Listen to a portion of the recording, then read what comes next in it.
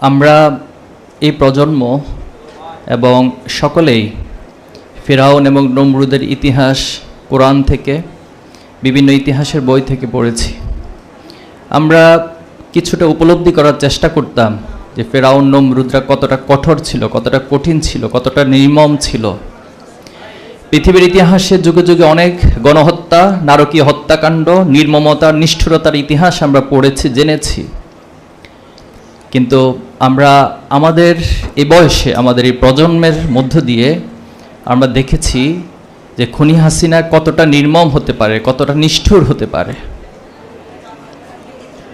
2006 সালের 28শে অক্টোবর এখনও যদি আমরা চিন্তা করি, কল্পনা করি, আমাদের চোখের সামনে ভেসে আসে যে আমাদের ভাইদেরকে মুহুর্মুহু গুলি করা হচ্ছে, আমাদের ভাইদেরকে লগি বৈঠা দিয়ে নির্মমভাবে ক্ষতবিক্ষত করা হচ্ছে, আমাদের ভাইদেরকে শুধু হত্যাই নয় বরং সে লাশের উপর তারা পৈশাচিকভাবে, উন্মত্তভাবে নৃত্য করার দৃশ্য আমরা এখনও চোখের সামনে ভাসছে। 28শে অক্টোবর মানে হাসপাতালের বেডগুলোতে, হাসপাতালের সিঁড়িগুলোতে, হাসপাতালের করিডোরগুলোতে আমাদের ভাইদের চোপ চোপ রক্ত পড়েছিল। এটা ছিল 28শে অক্টোবর।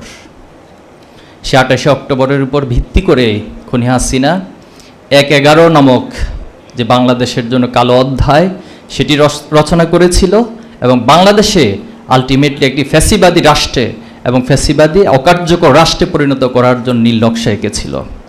সেদিন হাসিনা ঘোষণা দিয়েছিল সারা দেশ থেকে সবাই লগি বৈঠা নিয়ে ঢাকায় আগমন করার জন্য, এবং খুনি হাসিনা তার বক্তব্যে বলেছিল 1/11 এবং 28শে অক্টোবর এগুলো সব কিছুই তার আন্দোলনের অংশ ছিল।